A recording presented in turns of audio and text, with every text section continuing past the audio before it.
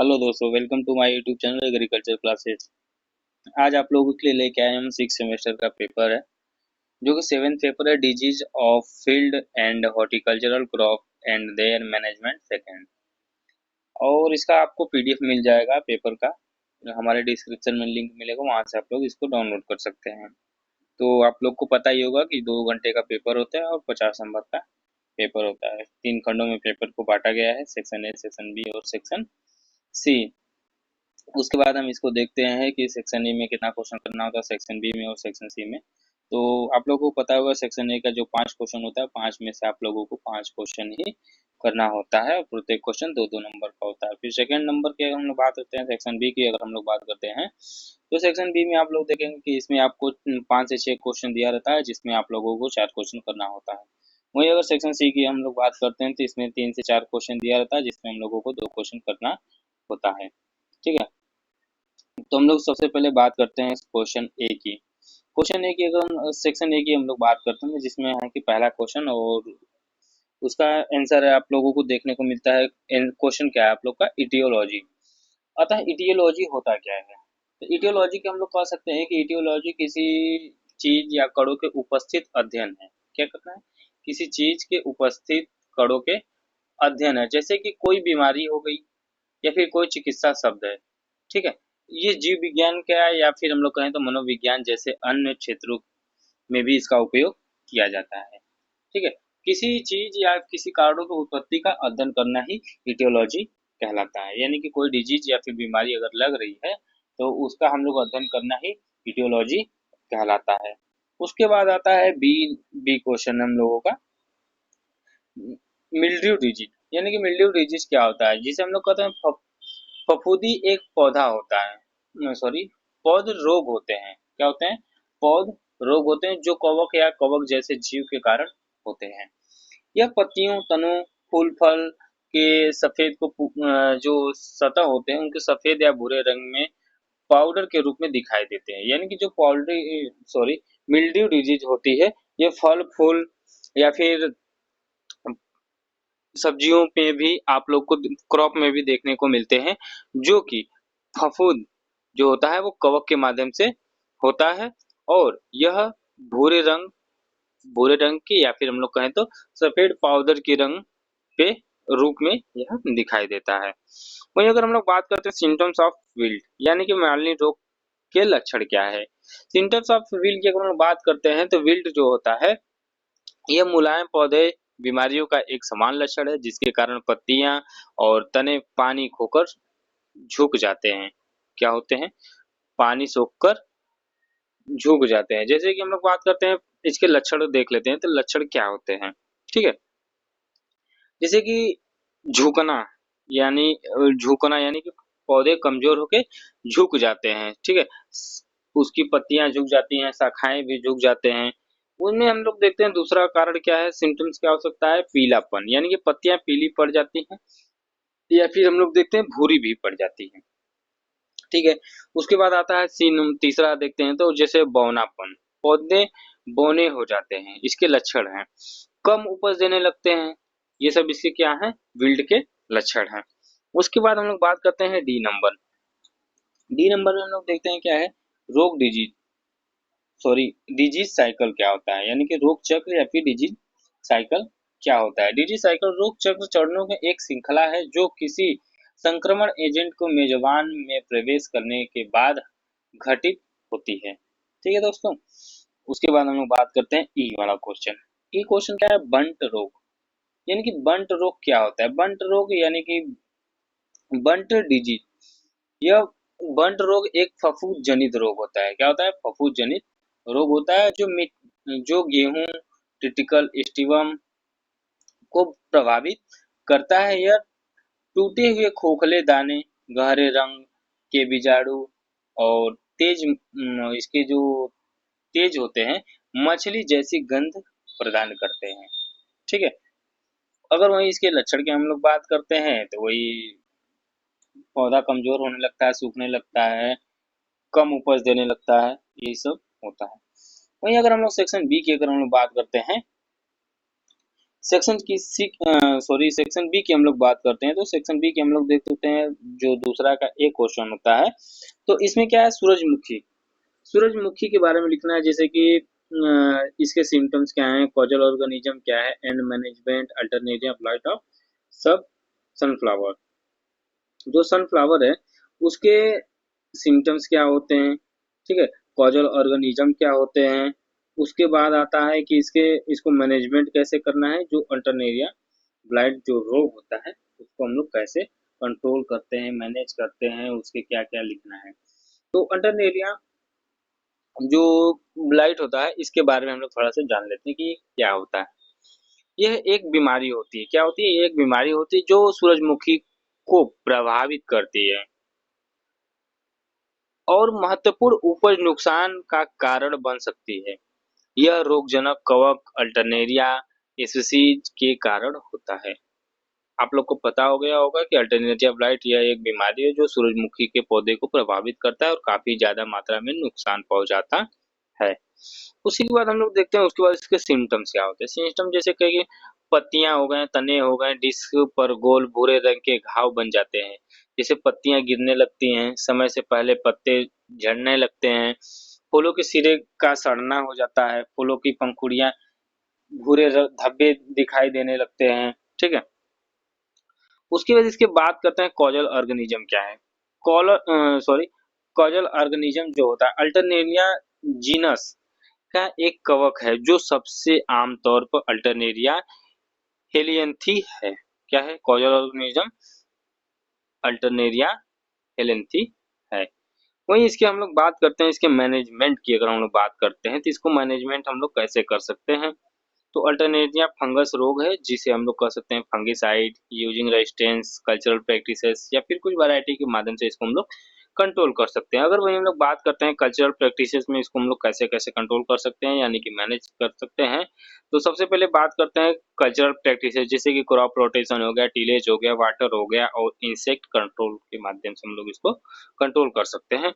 उसके बाद हम लोग बात करते हैं कि फंगिसाइड, फंगिसाइड का उपयोग करना जैसे सीड ट्रीटमेंट हो गया, फॉलियर स्प्रे हो गया और कॉम्बी फंगिसाइड हो गया, ठीक है।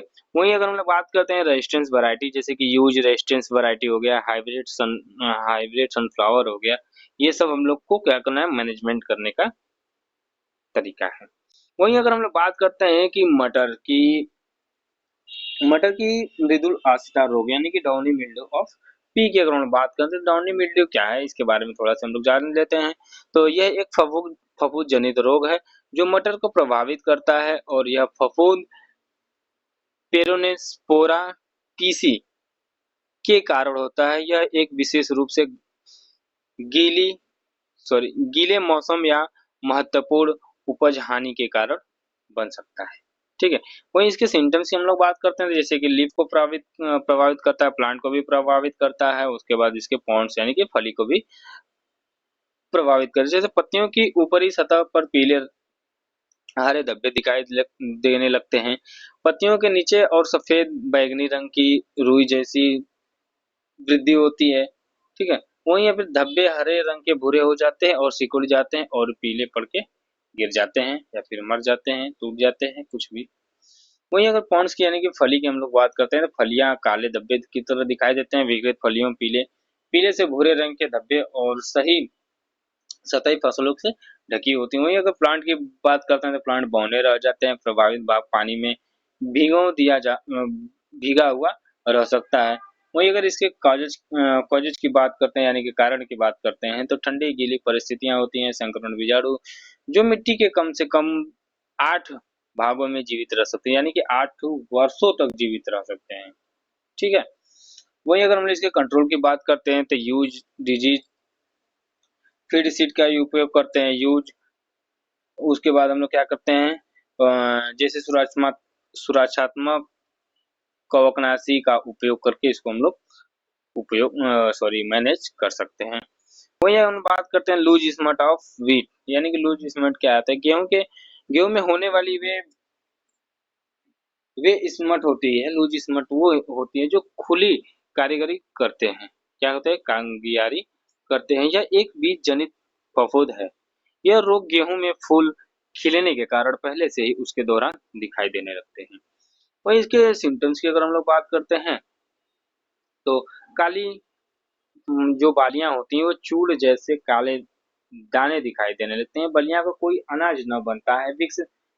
विकासशील दानों की कोई जगह कवक लेना होता है। एक एक जो अजीब होती है मृदा मछली जैसी गंध आने लगती है।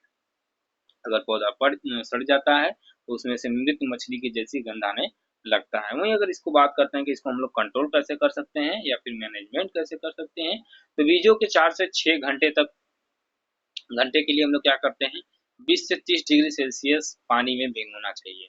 फिर इसे 2 मिनट के लिए 49 यानी कि 49 डिग्री सेल्सियस पर गर्म पानी में डुबोना चाहिए। इसके बाद बीजों के प्लास्टिक या सीड्स में रखकर 4 घंटों तक के लिए धूप में रख देना चाहिए। प्रतिरोधक किस्मों को लगाना चाहिए, इनकी जो हाइब्रिड सीड होती है, रेजिस्टेंस वैरायटी होती है, उसको हम लोग उपयोग कर सकते हैं। पूरा में उसके बाद हम लोग क्या करते हैं, बीज का उपचार करते हैं। ठीक ठीक है। उसके बाद हम बात करते हैं, बहुत लोग कहते हैं सिस्टमेटिक पोजीशन के बारे में अगर हम लोग लिखते हैं, तो अगर किंगडम की हम लोग बात करते हैं तो माइकोटा होता है। डिवीजन की अगर बात करते हैं ई माइकोटा होता है। सब डिवीजन की बात करते हैं डेसिडियो माइकोटिना हो गया। क्लास की अगर हम बात करते हैं तो डेली माइसोटिस हो गया। ऑर्डर की बात करते हैं यूटिलाइजेशन यूटिलाइजिनेल्स हो गया। ठीक है। जैसे सीज की बात करते हैं यूस्टिलेगो हो गया।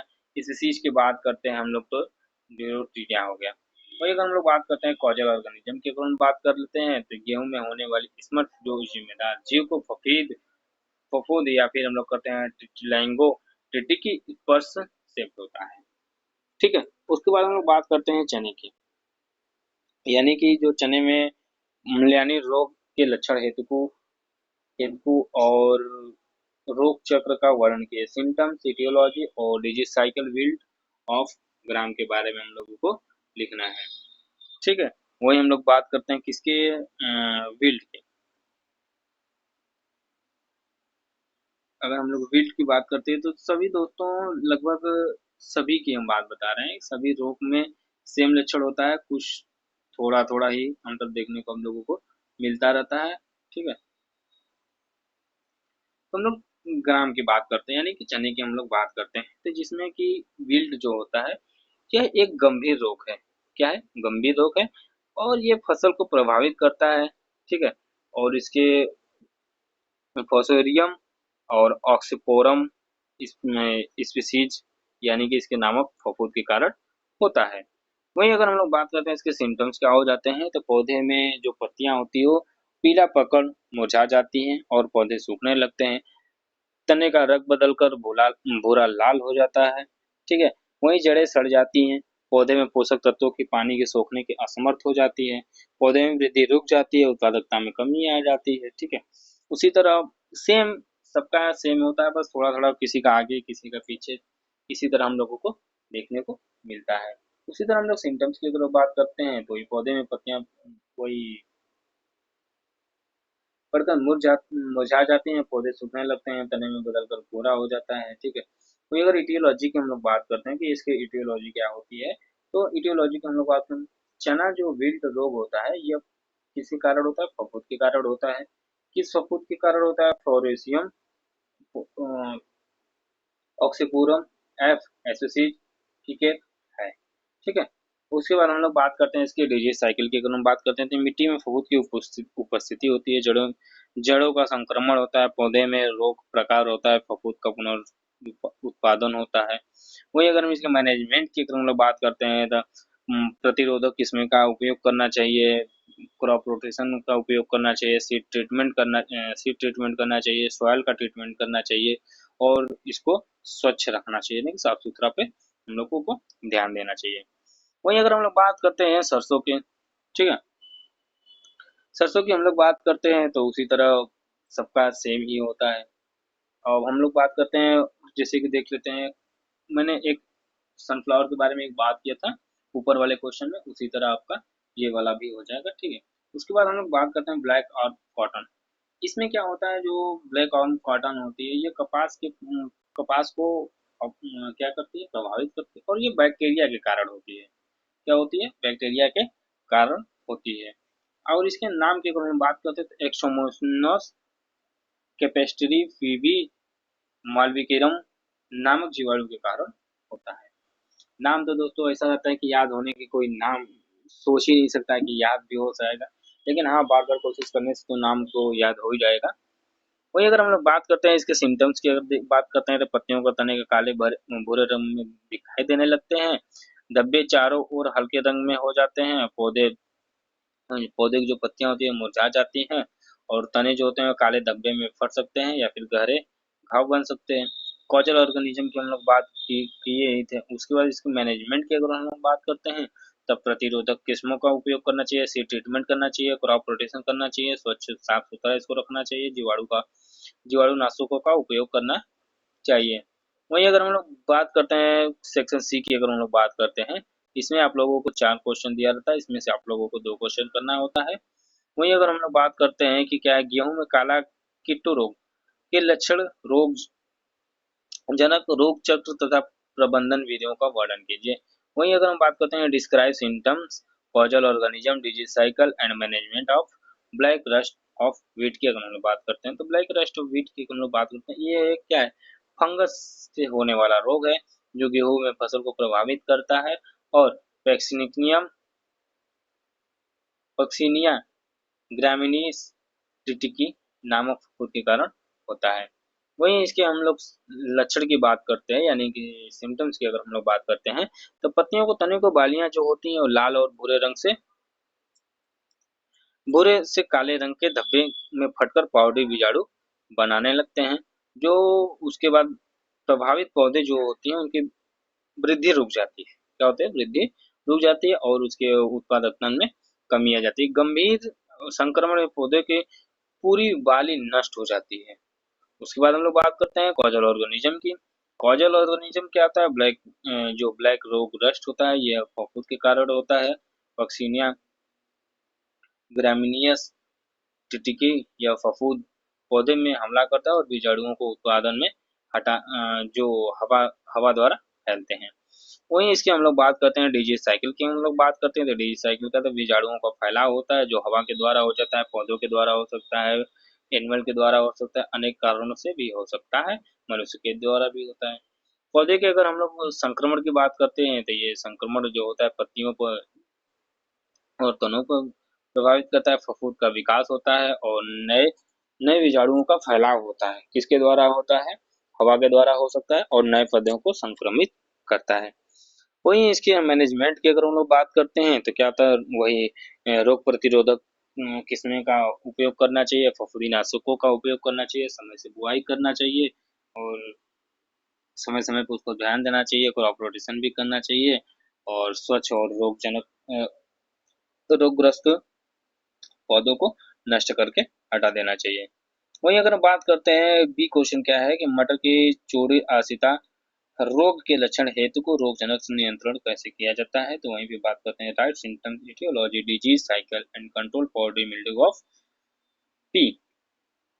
तो इसके बारे में हम लोग देख लेते हैं। पाउडरी मिल्ड्यू फंगस फंगस रोग है जो मटर की फसल को प्रभावित करता है। यह रोग इरासिपी पीसी नामक फफूंद के कारण होता है।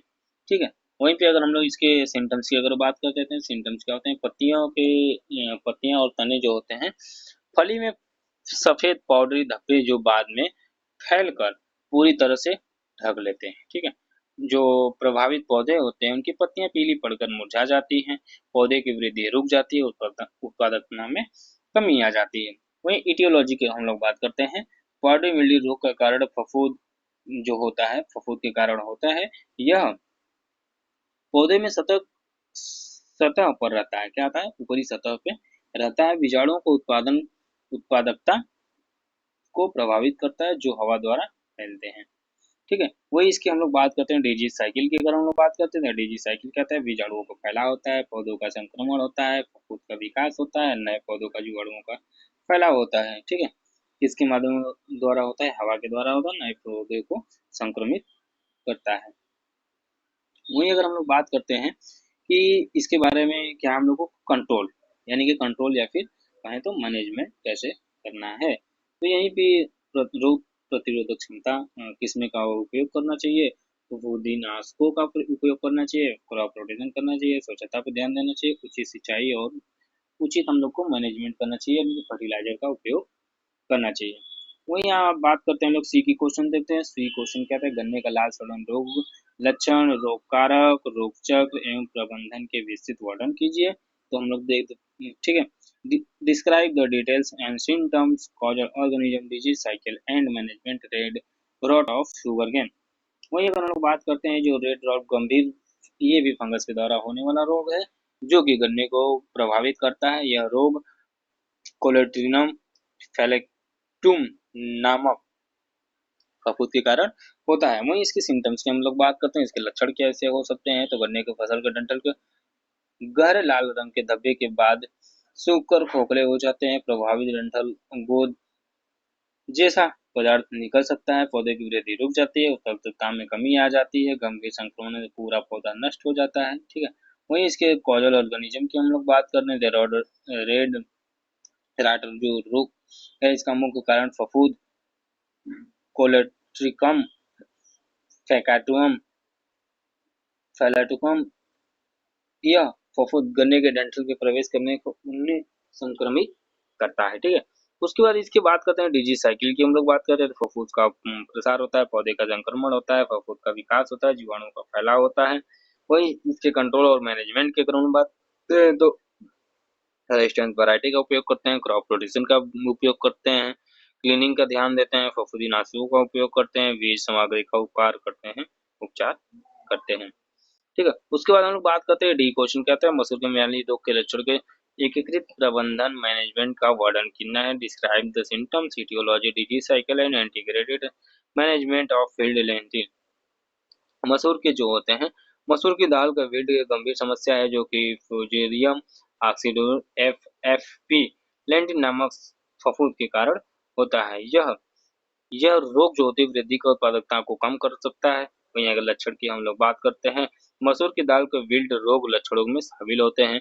वहीं पत्तियां जो होती हैं पीली पड़ जाती हैं, मुरझा जाती हैं, निचली पत्तियां पूरी तरह से सूख जाती हैं। ठीक है, तने तने पर लाल धब्बे दिखाई देने लगते हैं, पौधे की वृद्धि रुक जाती है। ठीक है, यही सब होता है। उसके बाद हम इसके इटियोलॉजी की हम लोग बात करते हैं।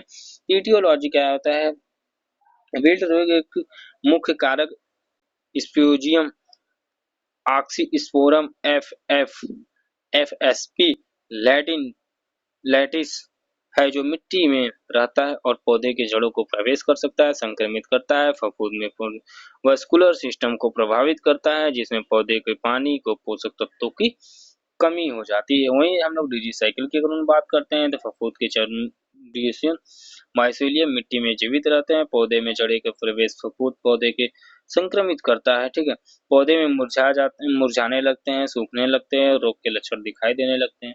उसी तरह बात करते हैं इंटीग्रेटेड मैनेजमेंट, यानी कि एकीकृत मैनेजमेंट हम लोग इसको कैसे कर सकते हैं। तो सबसे पहले हम लोगों को क्या करते हैं, क्रॉप रोटेशन का उपयोग करते हैं, सीड का उपचार करते हैं, सीड का ट्रीटमेंट करते हैं।